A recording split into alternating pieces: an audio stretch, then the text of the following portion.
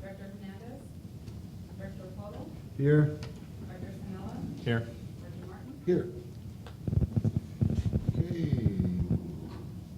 Adopt the agenda for the regular meeting of February 19th. So moved. Motion Second. and a second. All in favor, roll call. Director Evans. Yes. Director Polo. Yes. Director Sanella. Yes. Director Martin. Yes.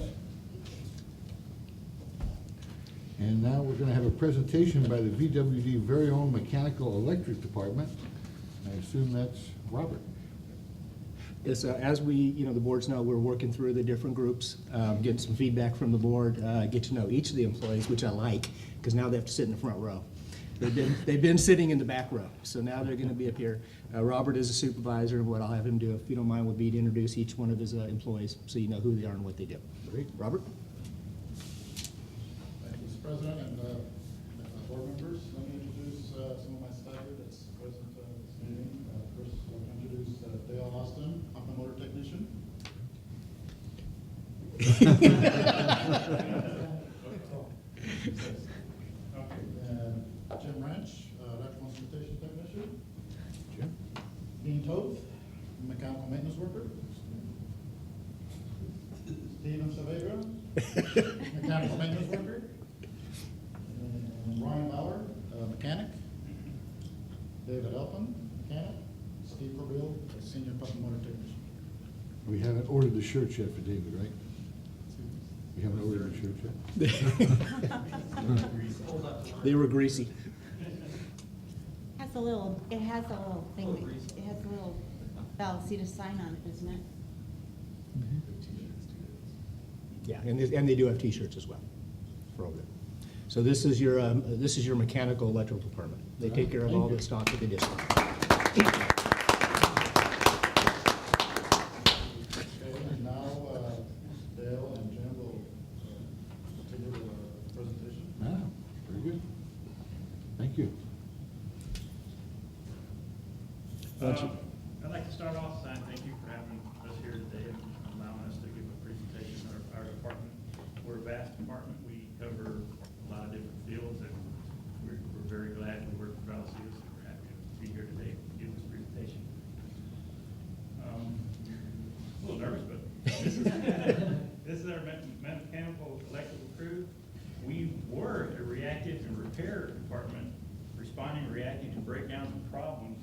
These days, we try to be a proactive preventive maintenance department, maintaining our equipment with regular checks and inspections.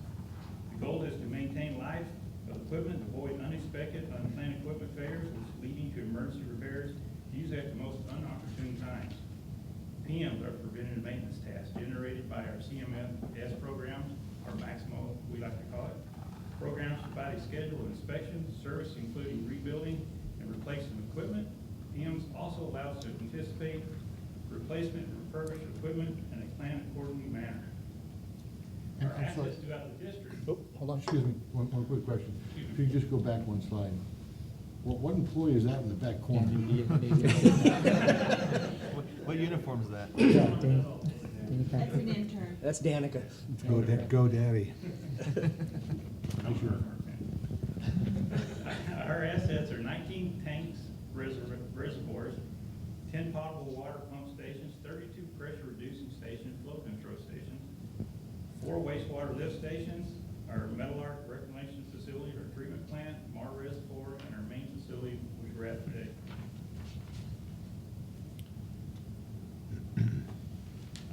We service, maintain, repair, install, operate equipment facilities, mechanical, hydraulic, pneumatic, electrical, communications, instrumentation, electronics, vehicles, and heavy equipment.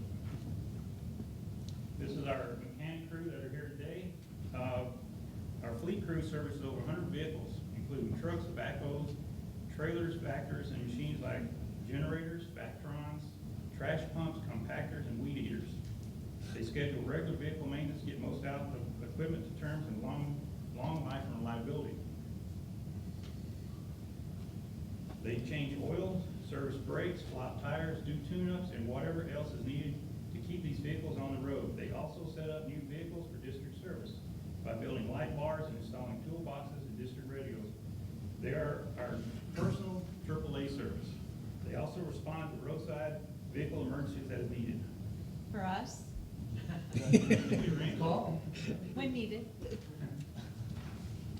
One of our most remote tank sites, Coogan, requires a four-wheel drive vehicle to get there and has no permanent power. Dave and Ryan took this job to change batteries and deliver them to the sites, rotating them to maintain power to monitor the system so we know exactly how much water is in the tank at all times. This is our hardest working crew.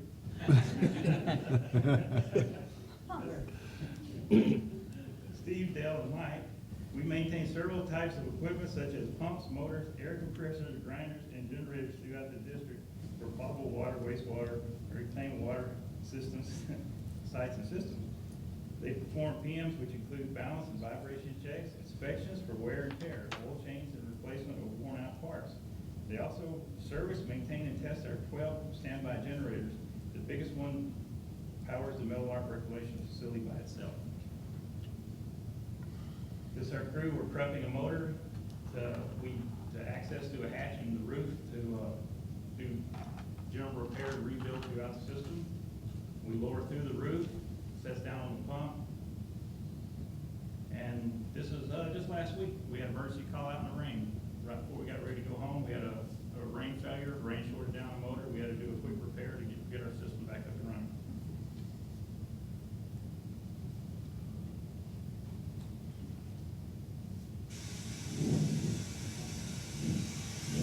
Mike Hill has it in front of me.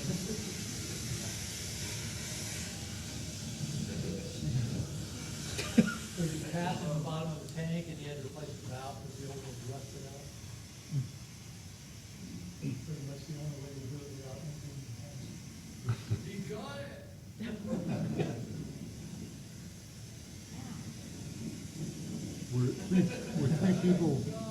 We're three people watching this? Excuse me. We're three people watching this and No, just one. We've all done it.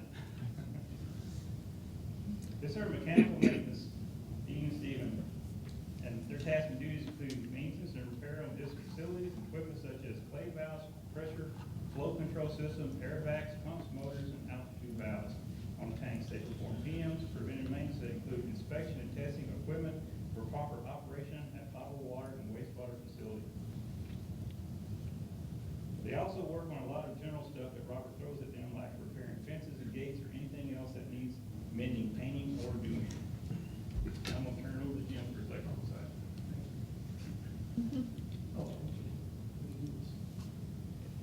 Okay, this is Dave and Lloyd. There and me, we comprise the electrical maintenance or instrumentation crew. They're our electrical and instrumentation tech. We have the biggest and most difficult and most important job in the district.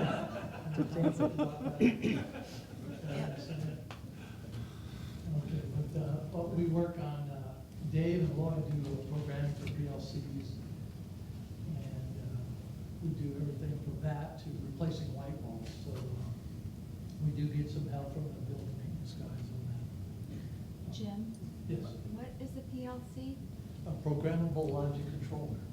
Ah, It's like a little brain that tells things what to do.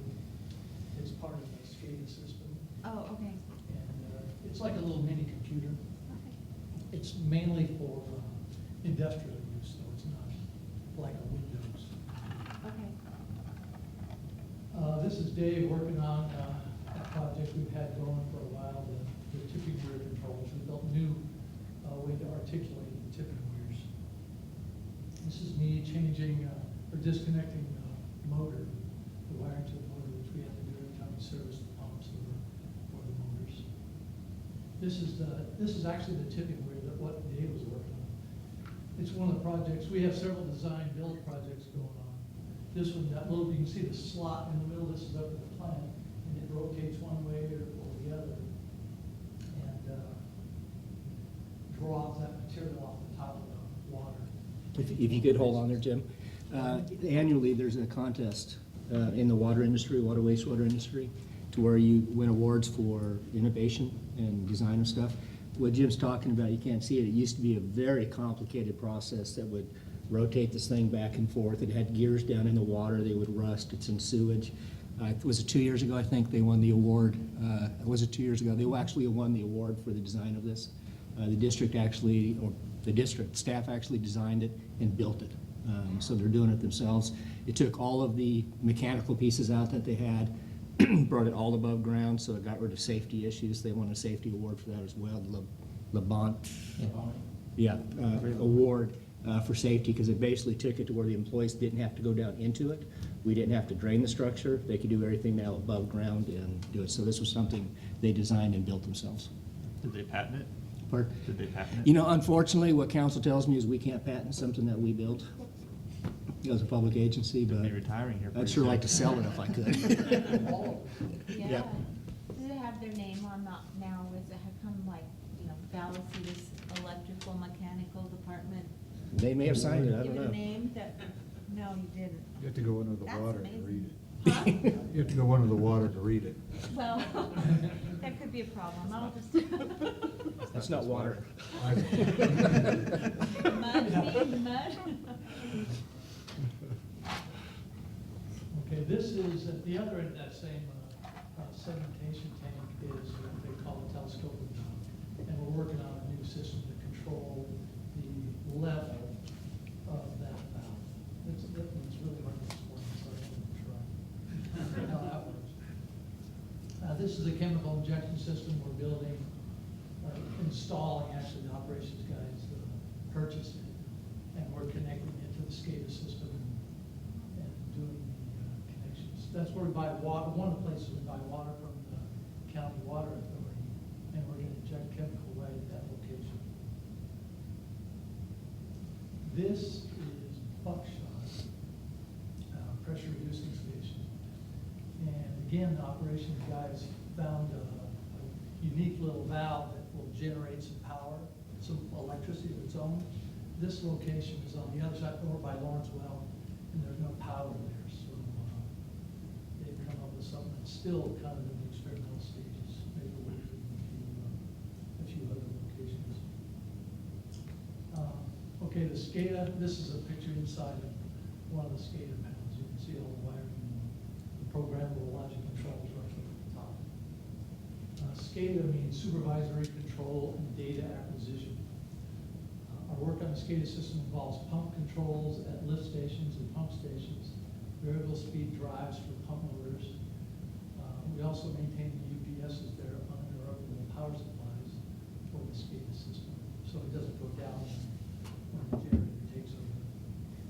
We calibrate flow meters, pressure transmitters for the sewer and potable water side, and level sensing equipment for the tanks and wet wells. Then we help guys, the pump and motor guys, by disconnecting pumps when they do work on those. This is a picture of Metal Arc reclamation facility. We have, a lot of our attention focuses on Metal Arc. It's the wastewater, it doesn't wait. Whatever goes in the plant has to go somewhere, so we have to be really responsive to their needs. This is a picture of the generator they have at the treatment plant in the back. Some of their facilities for their equipment, they have 50 pumps just at the treatment plant, 44 motorized valves, 5 grinders, 2 augers, 9 settling basins, and flight drives and skimmers, 9 separate sets of 480-volt electrical switchgear. And that generator creates 1.5 million watts of electricity. That's an automatic transfer switch also. This is a picture of their SCADA, one of their SCADA screens down there at the plant. All of the district equipment, including MRS equipment, interfaces with the SCADA system that monitors levels, flow, pressure, all through the system, use that information to control pumps, motorized valves, and manage the process. In summary, mechanical and electrical department maintains the infrastructure for the district. If it's a machine moves or has power, that you can be sure someone in this department has had the pleasure of performing maintenance on it, repairing it, testing it, or replacing it. Questions? Unless we answer them all. Go right ahead, Director Evans. So this is your whole staff except for Lloyd and Mike? Lloyd, and Mike. Dave and Mike. Yeah, Mike. I am, as with all our departments, I'm really impressed with how much you have to handle and how well you do. Well, thank you. I thought it would be much bigger, or you would do a lot less. And then on a personal note, I'd just like to know, Steve, were you at the Meadowlark station and you had like a drill or a power tool when we came out for the tour? And I stepped over your thing and everyone told me, oh gosh, Steve won't like that. And the answer to that is Would yes. have been you? I don't know. It would be. It Well, was. I'm glad you don't remember. It was like, oh, Steve won't like that. Any other questions? I have, oh, go ahead. So you guys probably take turns on being on call at your We're on call departments? 24/7, we don't rotate. Oh, you don't rotate, We so, don't really have a schedule, but Robert just calls us out when, kind of whoever he can get in touch with. sees who picks up the phone? I'm on call 24/7. Yeah, okay. Is most of your SCADA accessible from laptop or computer, or, remotely? Yes. Yes, operations has a SCADA laptop, mental harbor commission, review person carries a laptop, and collections. So they could pretty much see what's going on from anywhere? Yes. Good, okay. Well, I'm impressed, guys, so, again, because there's so few, you and so much work, must be difficult to keep you full staffed, and so, anyway, my compliments to you. Good job. Quick question, the last power outage we had, a year ago, 9 months ago, we had a power outage just Southern California. Remember what I'm talking about? Yeah.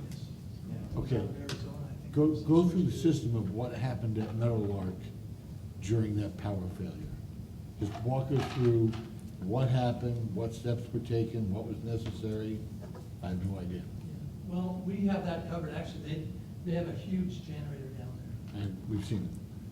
Yes, we work on it. And monthly, they transfer on that generator and run it to make sure it's in good shape. It's actually heated so that that motor's ready to go all the time. Yeah, what each one has, Director Martin, each critical facility, we only have 2 water pump stations that don't have them because they're too big. That's coming in the budget. Meadowlark, for example, though. Each one has what they call an automatic transfer switch, an ATS. So the second that the domestic power drops out, within a matter of seconds, it transfers the switch, it activates the generator. The treatment plant sees absolutely nothing. They might get a very short blip, but even that doesn't happen. So from the treatment plant standpoint, it doesn't know any different. All that happens is the staff will get a call that, hey, the generator's running. They will then respond accordingly if need be. Beyond that, they make sure there's fuel in it. Once power comes back, it locks out and it goes right back on the normal power. So, And you started to answer my other question is, how often is that system tested? And you said we use that system on a monthly basis? Yes. Is that economical to do that? Do we yeah, we're allowed to run each generator, not under, excluding separate contracts. We have a power generating contract for Meadowlark, so that if there's a stage 2 or stage 3 power alert called, we're actually authorized to run the generator as a non-emergency, and we go off the grid on purpose. Because we use so much power, it puts that back in the grid. Each permit is allowed, unless they've changed it, and please correct me, they're allowed to run 52 hours a year for testing. So they're allowed to test 1 hour to do it, to make sure the generators are up and running. I think that's what it used to be. I'm not sure if that's still what it is or not. But yeah, but they're allowed to do it 1 hour. And then what the staff also does, if you ever drive through the parking lot, you may have seen it, there's this trailer out there, it's called a load bank. And it's basically a giant hairdryer, which works on a shorting principle. And what they do is they take the load bank, they hook it up to the generator system and put the full load. Because starting it up and letting it run is one thing. Putting the load on it's a difference. They put a full load on the generator to make sure the generator will actually perform. They do that annually. So if you're physically at the plant and power were to go down off the you really wouldn't, other than being able to hear. this You might would see a take light off. flicker or something like that, but it's You pretty would- quick. You wouldn't notice. Yeah, it's pretty quick. During that whole thing, I think we had one electrical panel that had a slight short in it because of something very minor. But basically, during that entire outage, we didn't have a single issue with anything within the district. Everything powered up, everything started, and everything ran. That's great, fantastic. Yeah, they did a great job. Thanks for all you do. No other questions? Thank you, gentlemen. Thank You you. very much. Thank you. Great presentation. Thank you for doing job. what you do.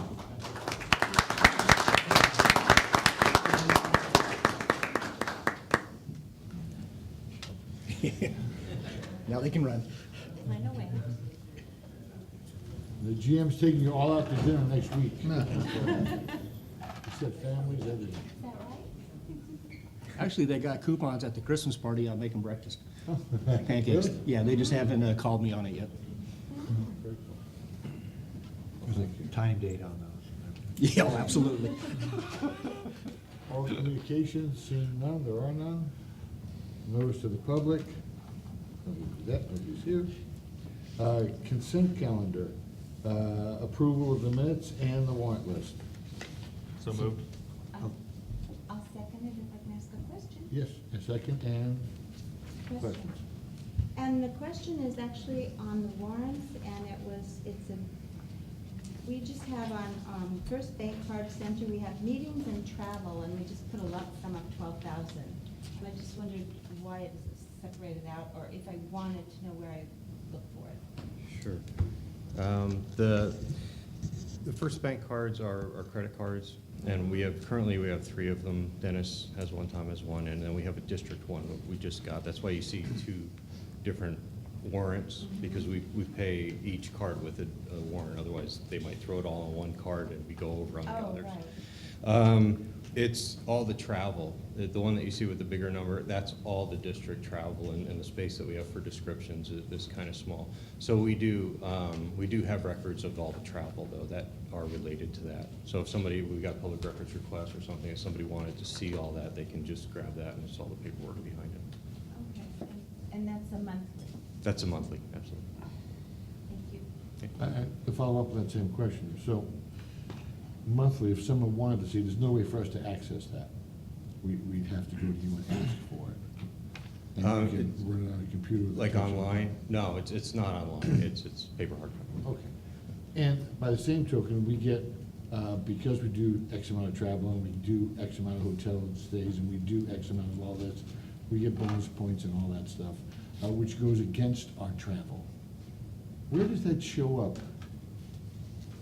As far as the bonus points that come back? That's right. Yeah, because we quarterly show our expenses, Mhm. you know, expenses that you're paying, but I never see discounted rates on that because we got bonus mileage back or bonus hotels, free hotel rooms, which I assume we get 1 out of 10 or 1 out of 20. Where does that show up that we can physically see it and know what it is? I don't believe we actually traveled to any of the same places enough to ever get bonus points as far as hotels or travel or cars like that. Well, we see it all the Marriotts, and the Marriotts offer a pretty extensive rewards program. Yeah, well, I'd have to look into that. I know to date, we've never received anything. Whether or not we've applied for it or not, I don't know. But we'll look into that, but. It'd be in the- amazing to me if we didn't receive anything last year of all the in- travel. It could, I'm not aware that we do.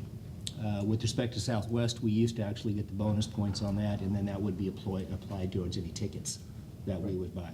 Yeah. And I understand that, Yeah. just where would that show up somewhere? We would have to generate something differently for you if you wanted to see that. I would like to see that. I'm very curious as to last year. There's an awful lot of travel. And I have one question on the warrants list. First page, under Direct TV, Inc., Mhm. we have a bill for satellite service. Mhm. Where and who are we hooked up to Direct TV, and who gets to watch the TV? I believe it's in the 2 facilities, operations and this facility, and it's for the emergency operations center when that gets called into service. So we have the service available to us. Okay. Yeah, it's not just on the TVs they're watching at lunch. It's part of the operation of the district. If they go into, if Music and EOS gets activated, that's what it's for. I thought it was in counsel's office, that's why. Well, no, I was gonna say, I get that's the DirecTV Super Bowl package. Okay, with that, need a roll call vote, please? Director Evans? Yes? Director Foto? Yes. Director Snella? Yes. Director Martin? Yes. Action items, delinquency and lock policy administration update. Quite a few of us had questions regarding that, so it was brought forward for staff to go over it one more time. You disappeared. trying. John had pulled together a simplified version of the whole thing that we did before to the board, and we walked it through. It was just a comparison of what the policy used to be compared to what the policy is now, how many calls we have or have not received, and he'll just update you on how we're accommodating it, and how it is going forward, just for information, or if the board directs us to do something else. Close. There we go.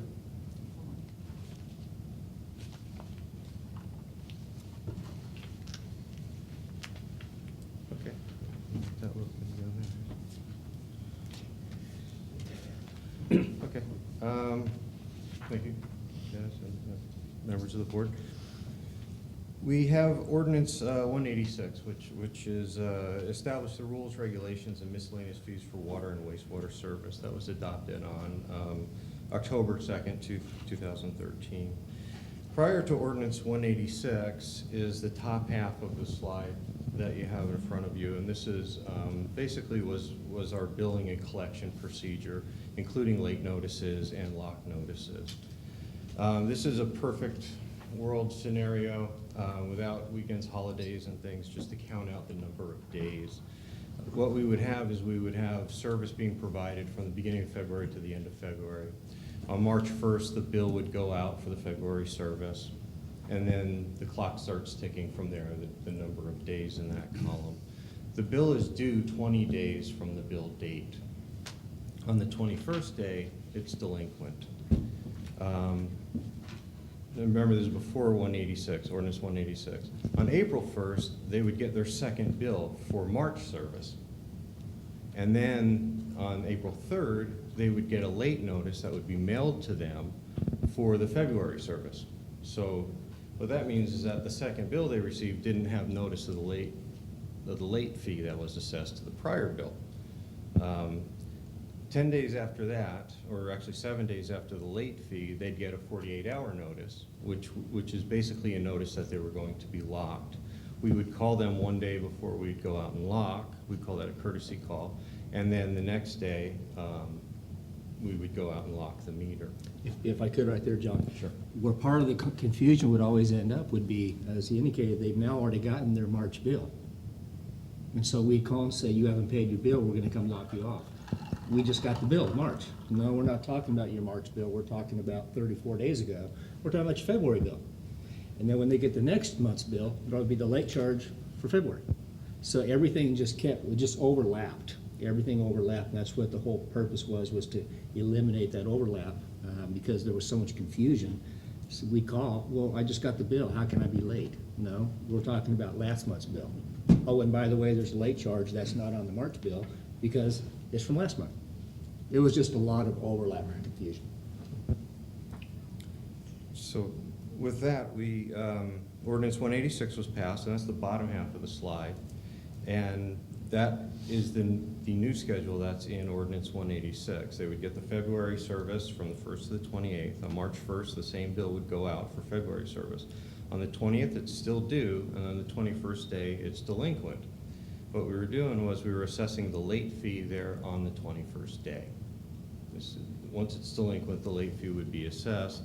On the 31st, the 48-hour notice would be there. On the 1st, the courtesy call would go out regarding the lock, and also on the 1st, I didn't have room in this slide, the March bill would go out too, right?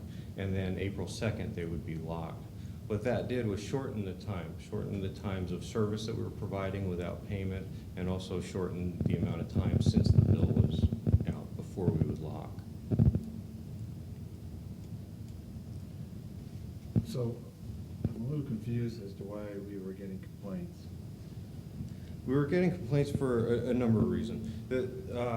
We had really good paying customers who were used to that flow after the 20 days.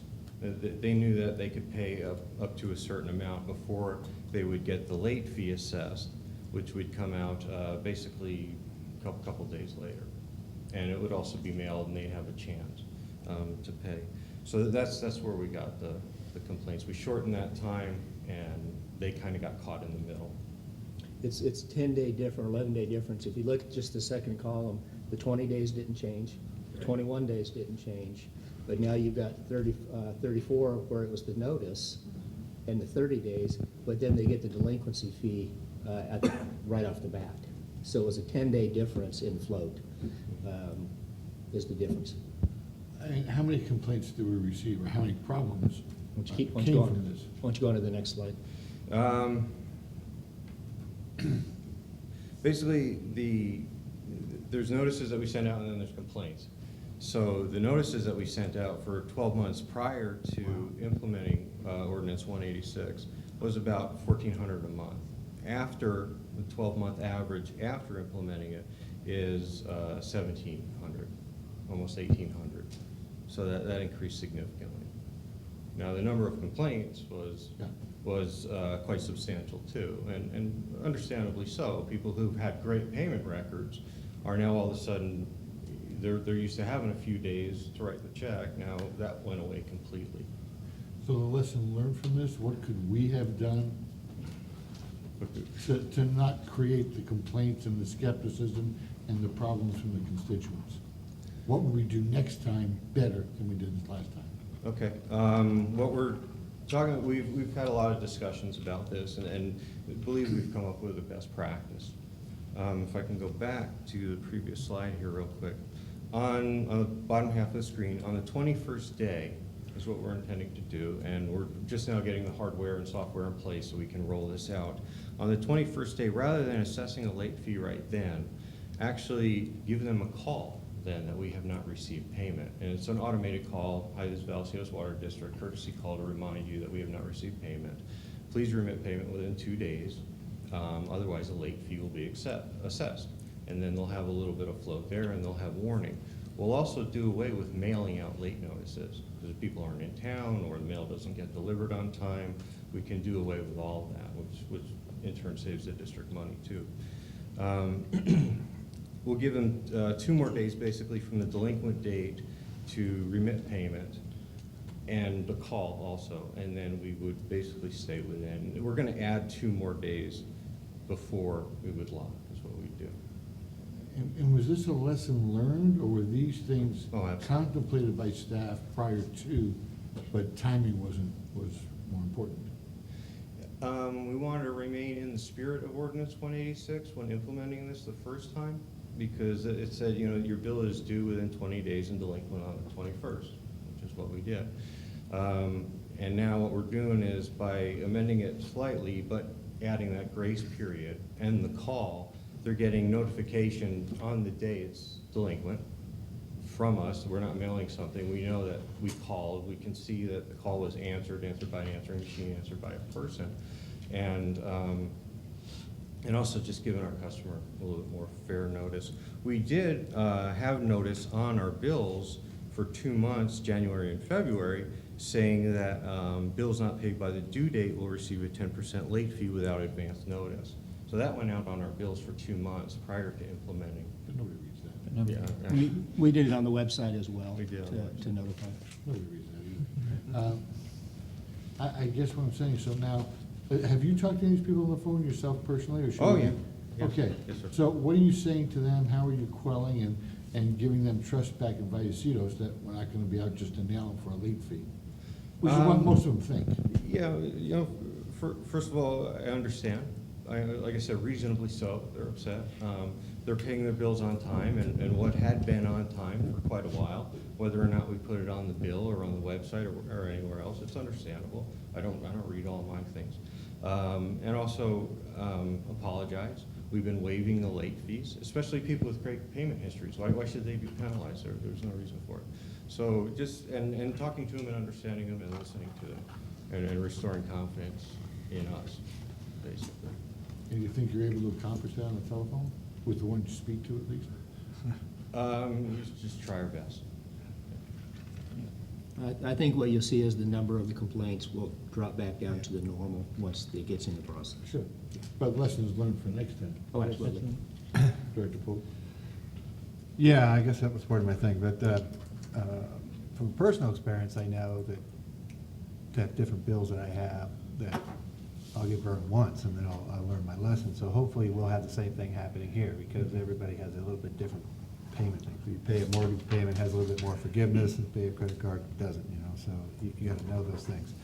But these are also bills that are going out all month, right? I mean, they're not, because your payment is, I mean, you don't bill everybody on the 20th or on the 1st or so. You've got this process going, and people are scheduled according to their paydays about. So I think there's an adjustment to be made there. So I would guess that from what you're talking about here, we're expecting that curve to go way down, because people have been forewarned, if you will, even though it may not have been introduced appropriately.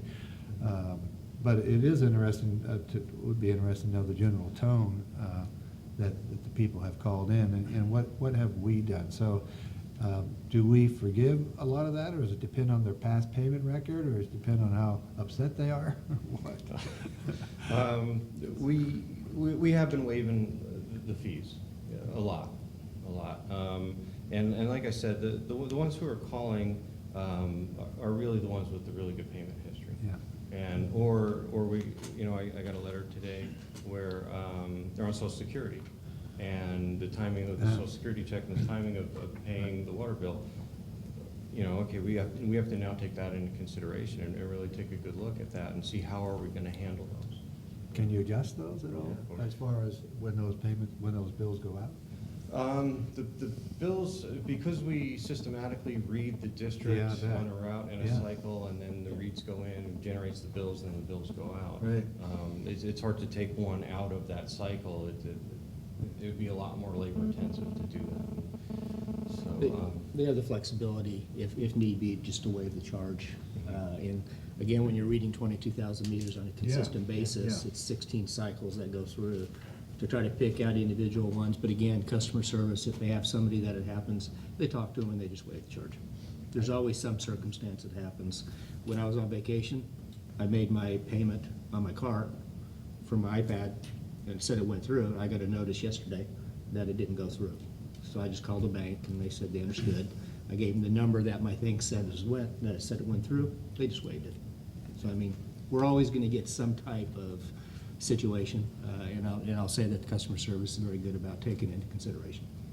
A follow-up on Director Pogel's question, and it concerns me now. Waiving fees. You either are waiving the fees or you're not. You're not making a policy, I hope, depending on how upset the person is, or how upset they're not, or whether their payments have been good in the past, or payments have not.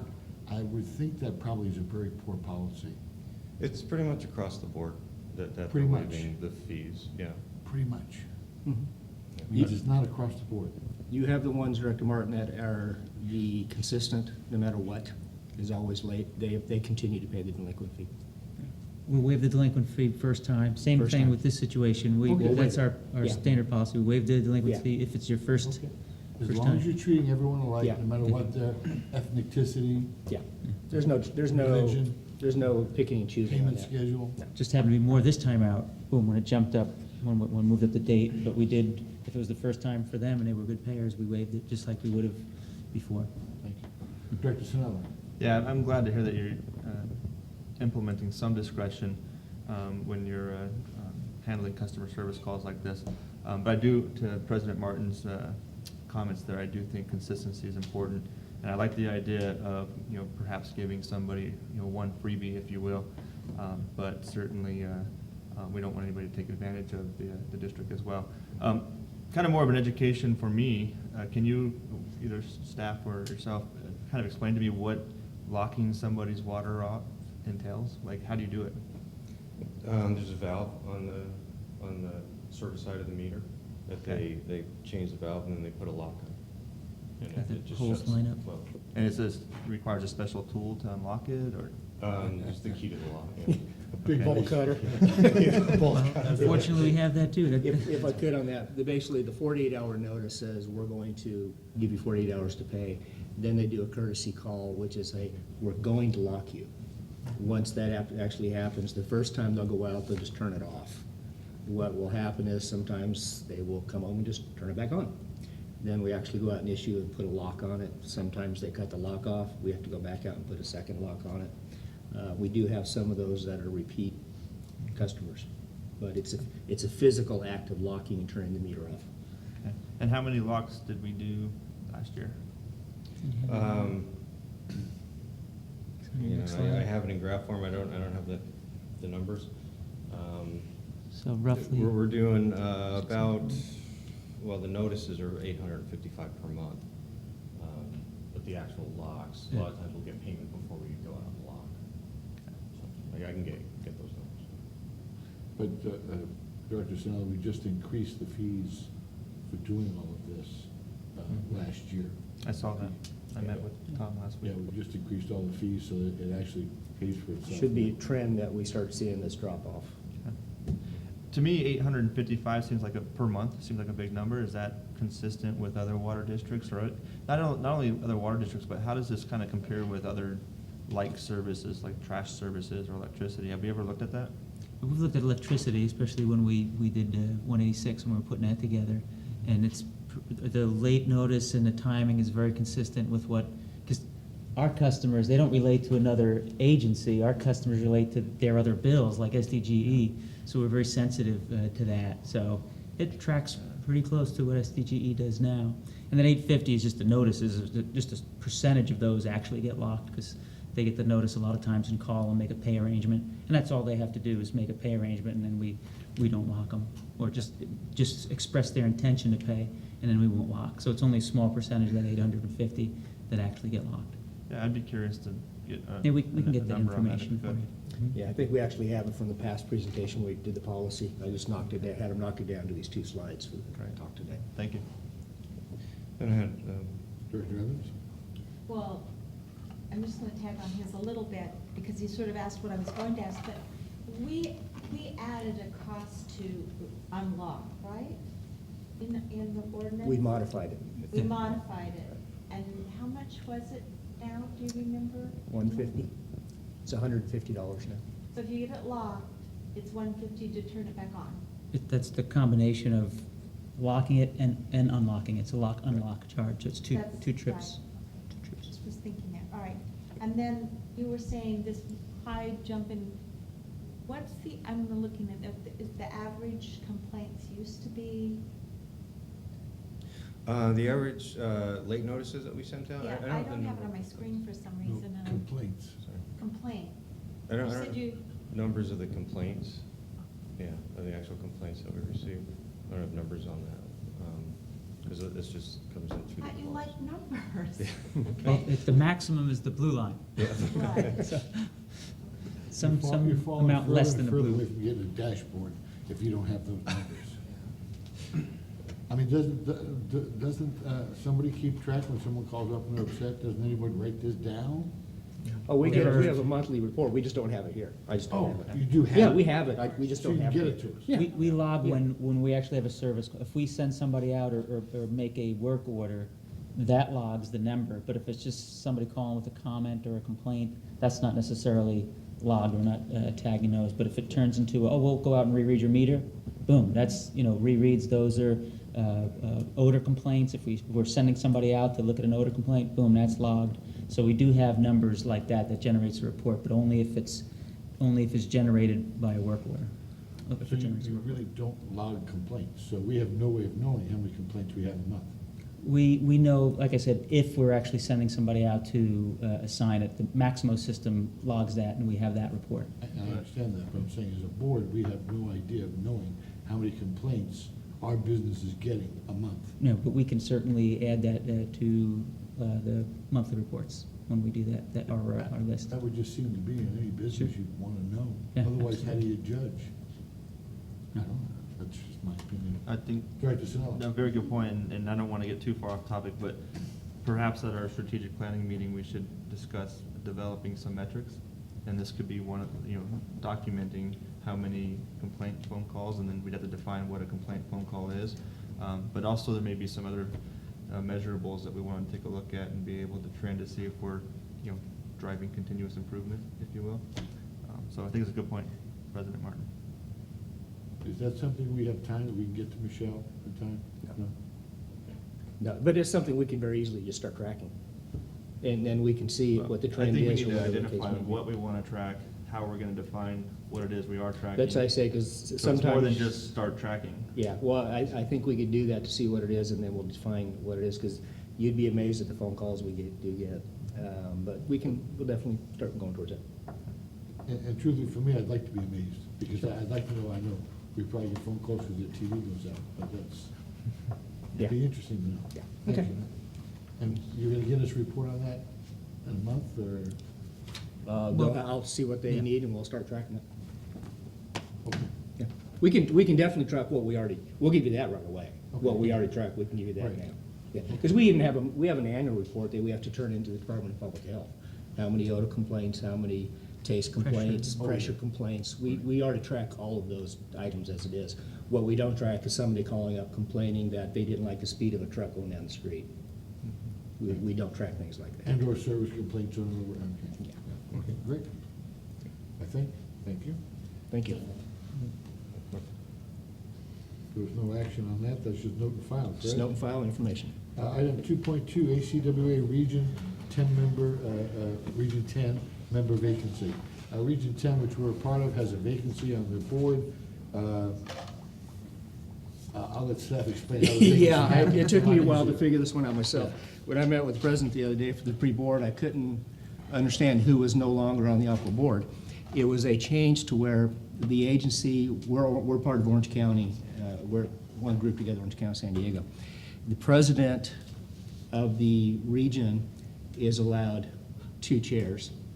The vice chair is allowed 3 chairs that go with it from the region. What happened is Orange County took over, so now they had the vice chair and 3 seats. But now that they're the chair, they only get 2 seats. So one of their members had to step down.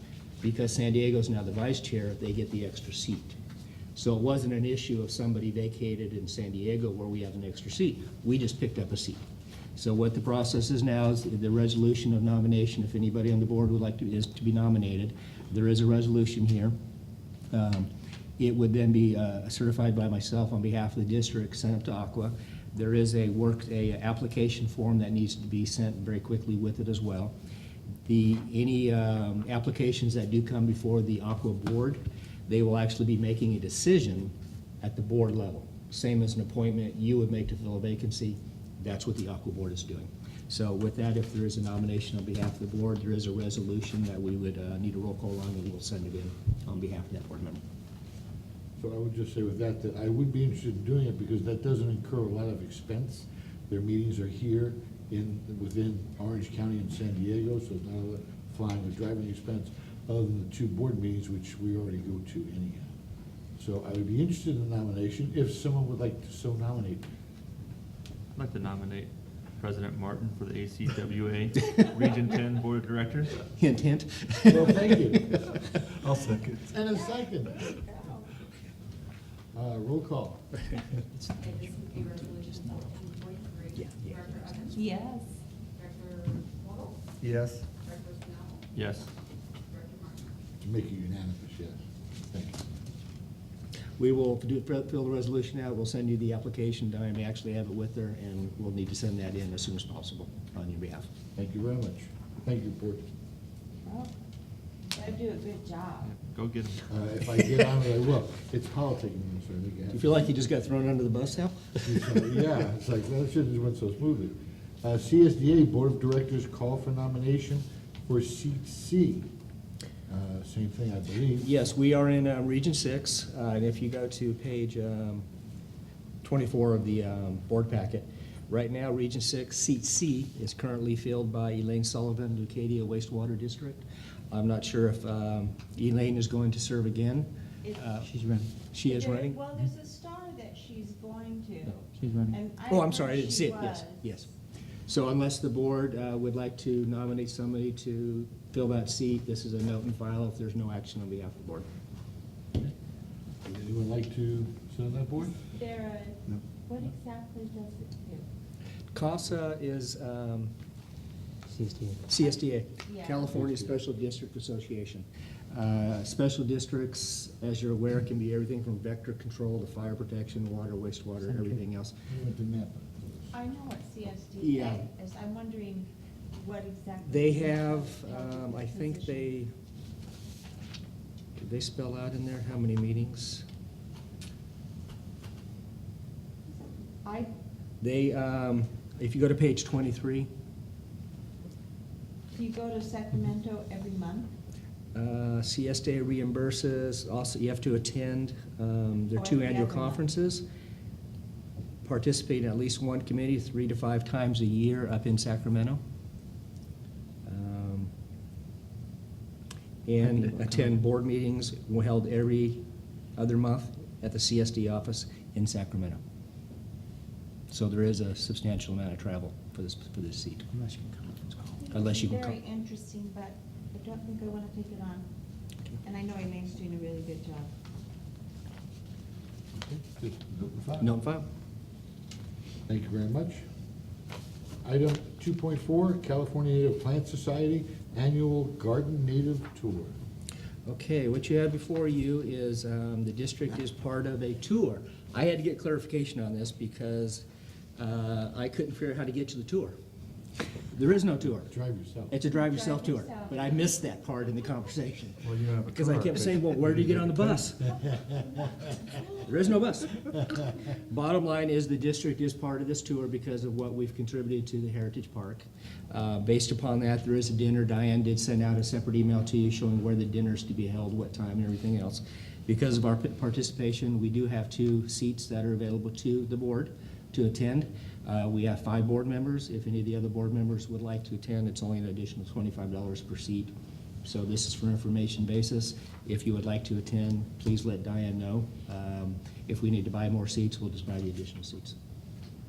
Okay, are there board members that wish to attend? We get 2 seats? 2 seats free. We get 2 seats? I would Other love board to members? attend. I had already I'm sent a shocked. call. It's like, you're Absolutely surprised. shocked. I know, it's like so not my thing, but I would love to do that. I'm busy that day. No. I have a conflict. Sucked for a day. So if the second seat's available, we'll offer it to Director Hernandez, and then that's all we need. And if he doesn't, maybe you could have one of your staff members Okay. go in, especially the one that's probably in charge of it. Probably Lisa, maybe. Okay, thank you. Oh, aren't you going for sure? Well, we'll just tell Jim he wasn't here and he didn't answer, so we'll send Lisa instead. Something tell, well, you Well, never if it's know. necessary, I I don't would know. say Lisa can have it and I'll pay the $25. No, we'll make it work. Okay. Don't worry, we'll make that work. Again, that was just for clarification who wants to go, and we'll take care of any additional seats. I'm sure that's what Lisa wanted to do on her night off. Did you want to go? No, you don't have, I mean, I just, it filled up kind of a weekend for you, so maybe you. All right, moving on. Reports. General manager report. I think I have one thing just here to show you. I had quite a few slides from my vacation, but I thought I'd save Alright. you this. Because most of them involve wineries, so. The board took action at the last board meeting with respect to the stage 1 drought declaration. Driving through the state, I did drive by quite a few places, and I will tell you, they were dry. Even one where I was raised up north in Vacaville, the Solano Irrigation District, which is one of the biggest irrigation districts up there, is Lake Berryessa. And it was way down. It was amazing how low it was. And if you're up in Northern California this time of the year, that golden, them there hills of California should be green right now. They are brown. I mean, just perfectly brown. Drove up to Mendocino, even getting all the way to Mendocino was brown. So it was pretty bad. What you have before you here, and we will start to provide this on a monthly basis, and we'll probably break it down a little bit better, but this is a 12-month rolling average on a per base meter, which again, it used to be, if you go back to, I think it's about 2007, it was 18 units a month. Then you can see we dropped down to the low of 13.7, if I'm reading that correctly. Yes. And then we're right now back up to 14.6. So again, what we always tell the board is about 14 units a month is the average gallons, average units used in a month. So what we'll do is we'll continue to track this with respect to trying to achieve some additional reduction in use. Lisa has generated a list of additional items that we will start stepping up as far as monitoring employees, paying note of water running in the gutters, washing down driveways. We'll start stepping up our watch on that a little bit more, but we'll just start providing this to you on a monthly basis just to kind of give you a trend so you can see where we're at. But you can see the last couple of years, it's held pretty flat down at 13 to 14 units. So the message did get out there, and then you go to the far left, you can see we're still using less water than we were many years ago. So the trend is there. What we have to do is maintain it. I think there was an expectation by a lot of people when they went into drought declaration 1, there might be an additional 20% curtailment in use. That's not going to happen. We're already down 27% or 26% what we used to be. So you're not going to get another 20% on top of that. You might get another couple of percent and keep it down, but that is our goal.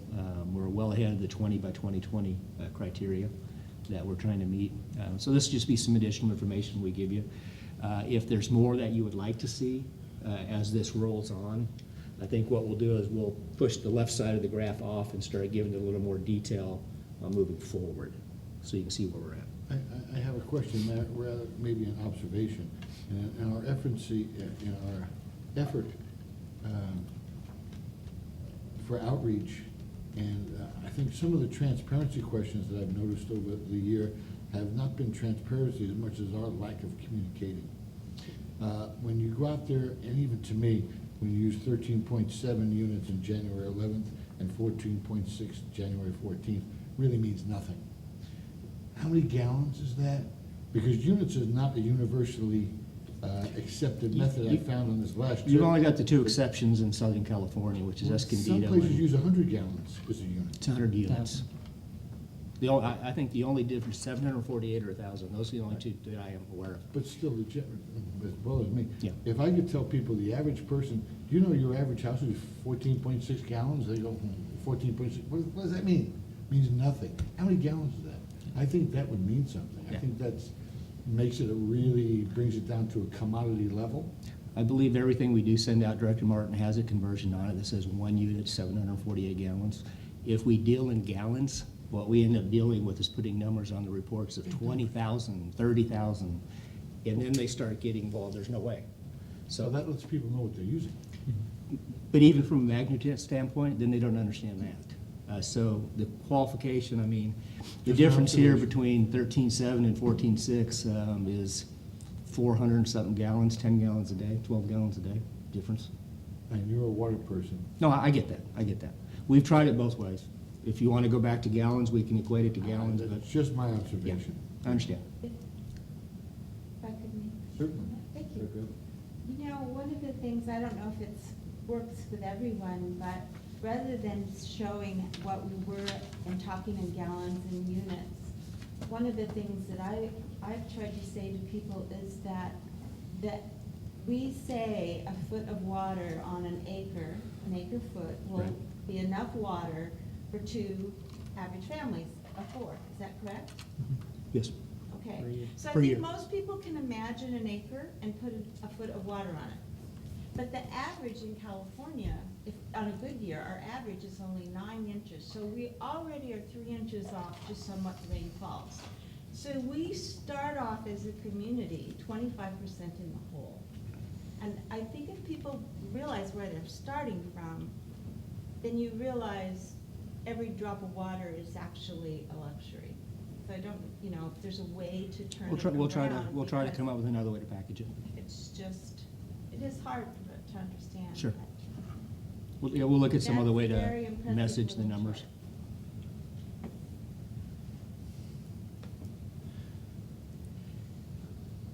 I just throw out there that I think, Thank you, you used a calculator, I'm doing it long. yeah.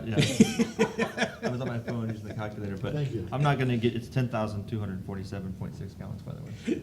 But But you're using 10,000 gallons. That you tells are using it, yes. Yeah. That tells you. But I think where we can get perhaps creative and communicating this more clearly to the customers is through the newsletter, and like the splash, and maybe not just tell them that it's 10,000 whatever gallons, but maybe show them how many bathtubs that is, or Sure.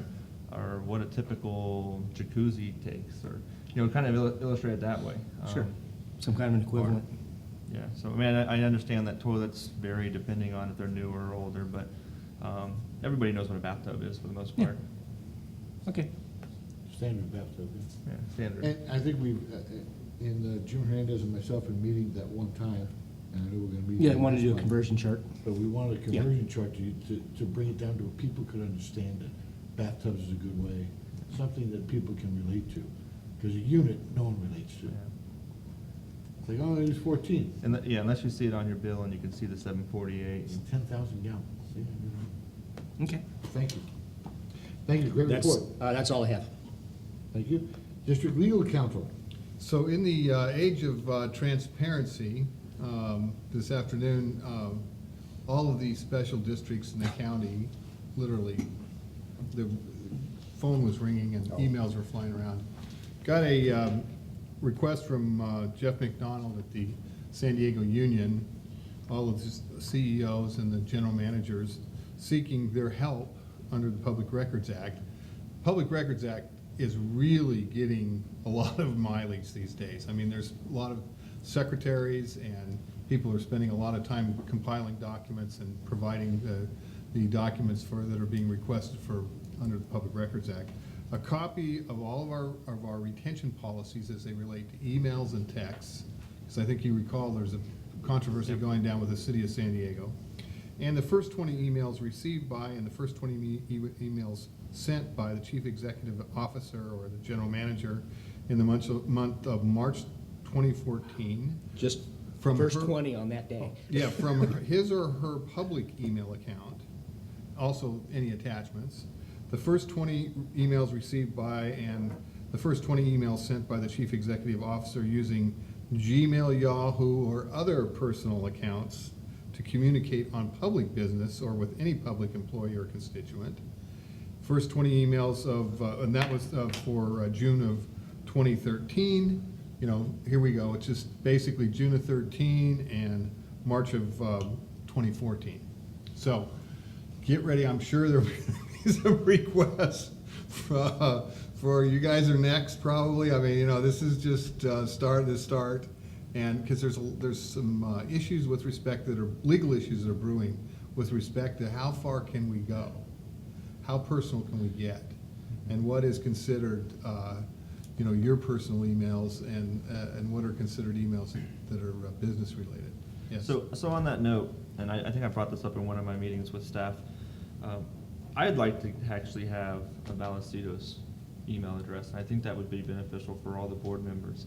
That way we just avoid altogether our Yahoos or Gmail accounts or whatever we might be using, if that's possible from an IT perspective.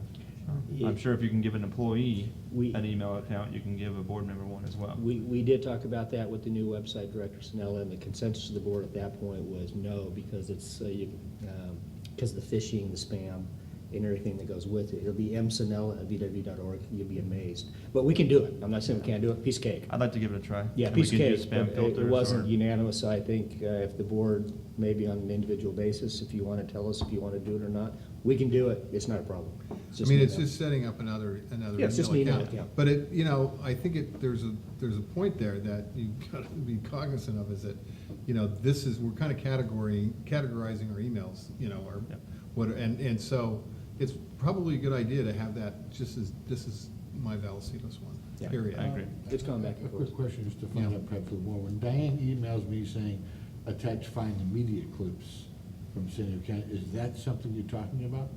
Yeah, Anything. that's exactly an Anything. example. If that was one of your first 20 and you still had it, then, and what's interesting now, see They how can go into my personal mail and request it? they do, yes. Well, And it's the here, public. it's under the public. They're talking about me right Under now. the public, They haven't gone to yes, you guys but yet. they have in other parts of the state, under the Public Records Act, gone in and asked for, and see, what's going on here is that they consider, even though it may be off-site, the server or whatever, your email account is not here. They're looking at, if it relates to district business, they can reach in and ask for, under the Public Records Act, you to produce those records. And so we need to be careful, and this, they're even talking about texts. We're gonna getting, because we're communicating more and more by text. I mean, if your kids are basically gonna, that's the way they wanna communicate, but to the extent that it involves district business. So I think you'd be best served, we'd all be best served, to make sure that we do separate these things out, so that you just dedicate this. I mean, it's just the way the world is changing. Well, then let me ask you this now, am I required to keep those emails for a certain period of time? Good. That I haven't received any notice on that? Well, no, good question. I delete Here's them how right away. here's how they're gonna do it. We look under our retention policies for emails, okay? And we normally, what we're thinking about are the employees. We're not thinking about the board members having to retain district records under their email accounts for 6 months, for a year. The retention policies with respect to preserving emails varies. Some districts, I have a district that is as little as 30 days, okay? Others, the Taxpayers Association, they like to see a year. So, this varies, but the answer to your question is, you could say, well, I don't keep them that long, and I think that's an acceptable answer, but there may be a situation where you're gonna be advised to maintain those for whatever the retention policy of the district is, if it's district related. So in our case, if it's a year, then we would keep those for a year. So at some point in time, we would expect legal counsel to make us aware that we need to keep those longer than we delete them as soon as we get them. You know what, and I wouldn't change that at this point, because that's your custom and practice, okay? I'm just advising you that I can see these changes coming. It's coming. This is coming. This is the example where we got a case up in San Jose the other day over personal text messages of the city council members, and there was quite an argument about that, and I think that was worked out. But this is the kind of things in the full disclosure and transparency era that we're in, that we're going to see more and more of. So we just need to be cognizant of it and make sure that we are responding to it. And if I might, if you recall a year or two ago, actually when we first went to the iPads, that was some of the conversations that took place on, okay, if I send everything to you on the iPad, then you're basically dealing with this. It takes your home computer out of the loop. Right. But then the trick was, some didn't want their own email address for the district because of all the stuff that's gonna be hit with it, and they wanted to keep their own. But the conversation was, well, if we put the district email on here and everything we do goes to this one, then everything you do on this one shouldn't be a problem. But when you mix the two on your own home computer, that's when you're opening yourself up to issues. But then it was, okay, do you want the board packet coming to your home computer because it's a bigger screen to read? This is a smaller, this is the trials we've been going through for the last 2 years and what's the best way. So you're keeping us apprised that this may happen in the future. Yes. And I'm if it not does- right now. If it does, we have one way around it, is to Yeah. put everything on here. Put everything on here. And then we don't have to worry about our own computers and at all. this is just an But area but we're just keeping on as top of. as of now, No. Keep we doing don't what you need to do. keep. Yeah. Right. But anybody that does want an email directly to the district, you just let me know, we'll set it up for you. Thank you. And the only other, did you have a question? No, I was saying thank you, I would. I wanted that all along, so, great. Okay, and then the other, just real quick, I suspect you're all familiar with the tentative decision which came down last week in the Water Authority Met case. And Judge Carno ruled that MWD rates basically violated various provisions of the law. And the rule is now that the judge agreed with, this is just tentative, but this is where it's going. The judge agreed with the Water Authority's position that MWD's rates must be based on actual costs of providing service and must be reasonably related to the burdens imposed and benefits received. So basically, they're saying that they've got to comply with the same sorts of rules that we have to comply with. So, But yet the attorney for Met is up there telling him how they want. well, they want a very small little Yeah, battle in there, that's- but I can guarantee you, I hearken back to when Dale Mason sat on the board at Met, and it was at the Water Authority, and he used to say that when there was bad news at the water, or at Met, the lawyers never told you the bad news. They always told you the good news. So maybe that's what we do. So, that's all I have. That's it. Thank you very much. Director Evans, San Diego County Water Authority. Well, I'm sorry to say I missed the last meeting and had our vote done by proxy, but I'm wondering if either Tom or Dennis has something from the MAM meeting that you know is being discussed on Thursday. I know you've received, or you should have received via email, the summary of what went on at the meeting. but- Quick question, who you assign as your proxy? I assigned Bob, we did this actually before the first of the year, is Bob Topolovic, who is with the Liebenheim. They're very similar to us in size and they have a good relationship. I do have, that was a board resolution. Just, I tried to make it, but didn't. Oh, the most significant and exciting thing for me, at least on a water authority, was the rates. And some of the 4 recommendations that came from the fiscal sustainability task force. Number 4 was the big one, was the reliability supply charge, and they've decided to defer that to another phase in the rate setting process. So we won't be talking about that for a while. Probably actually not long, early June, they'll probably pick it up again and start talking about that.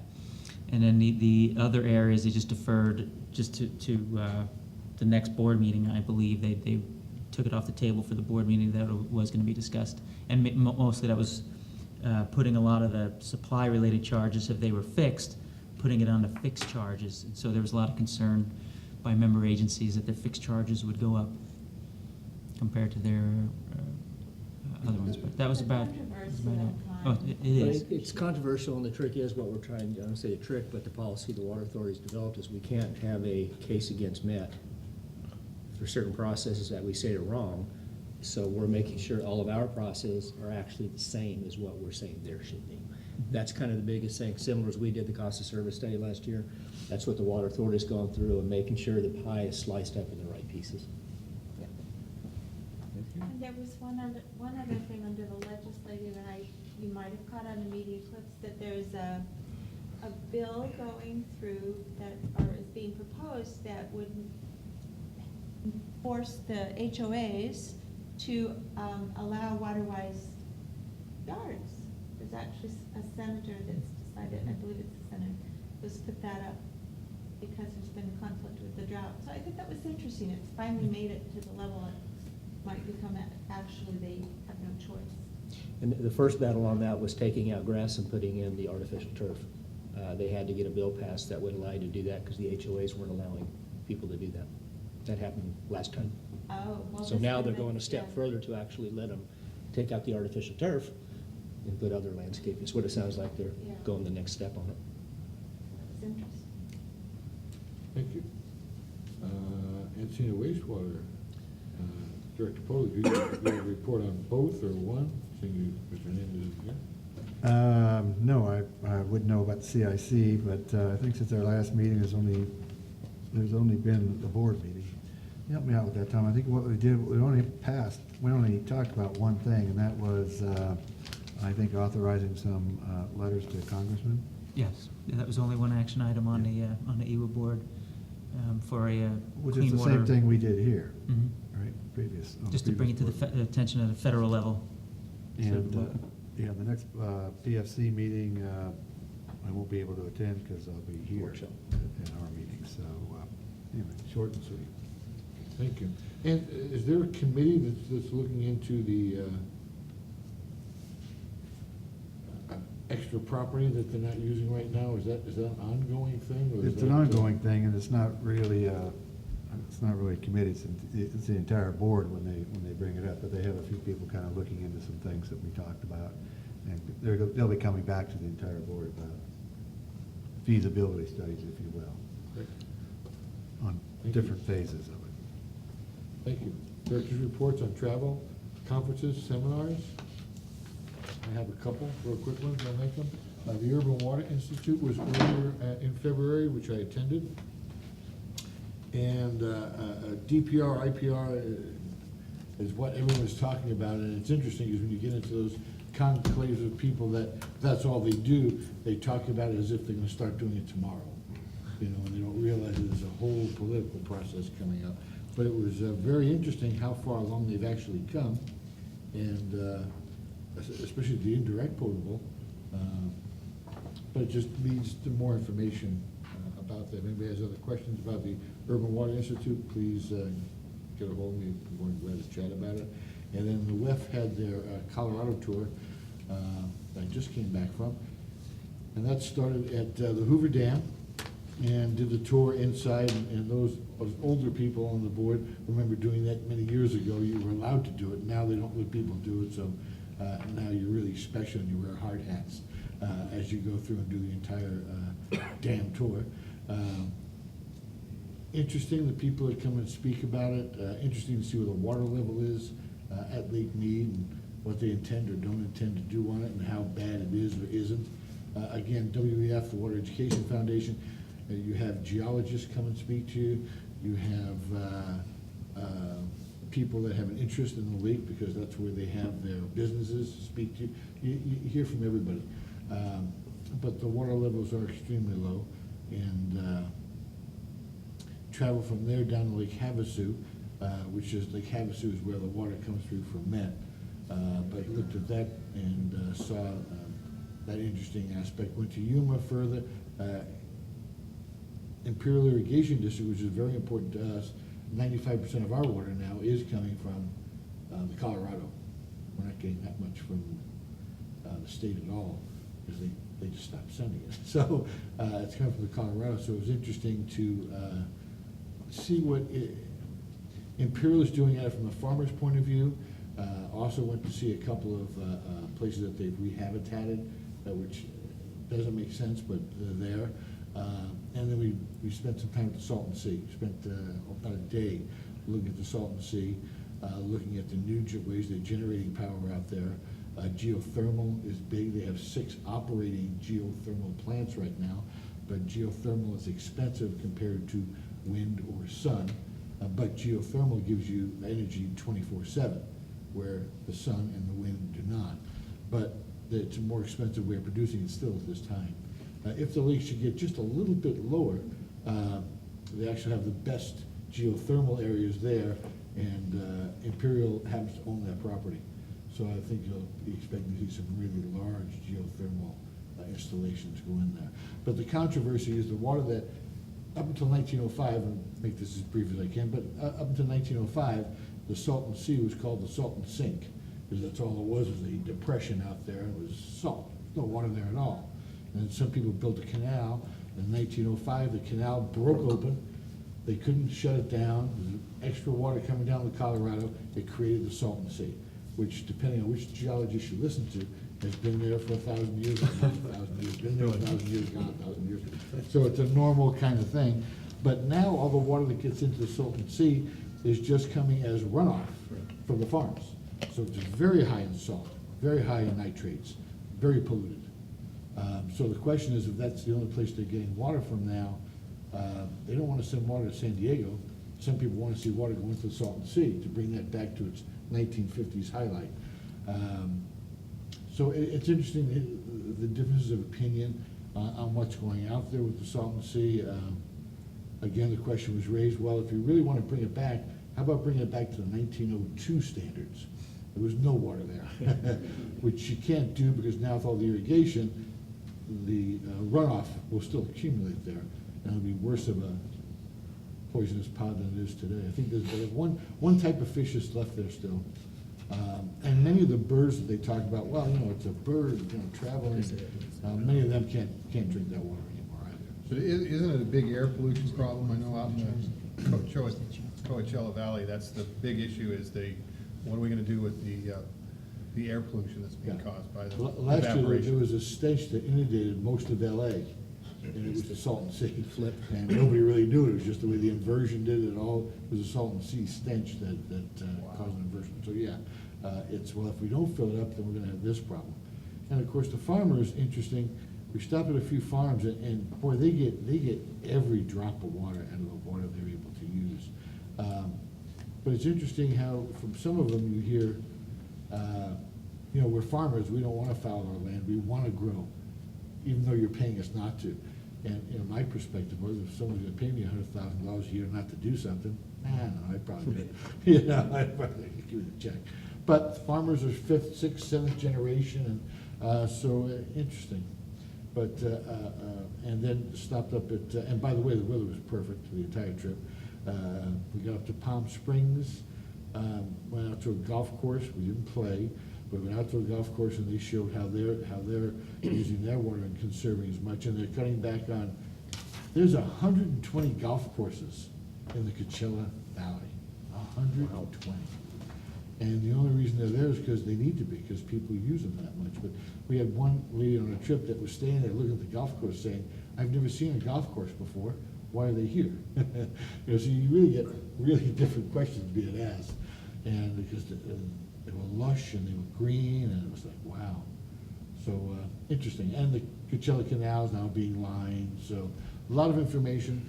It's a tour, as with all the WEF tours except for one, I highly recommend for any of the board members that ever want to take it, do so. It just makes you more water-wise and understand the bigger picture a lot better. Thank you. Wow. The lights. Wow.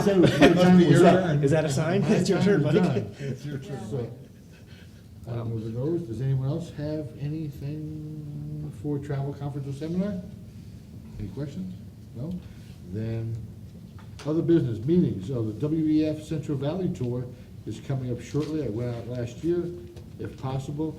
They've turned it back around. They've made it so it starts in Sacramento and ends in Sacramento.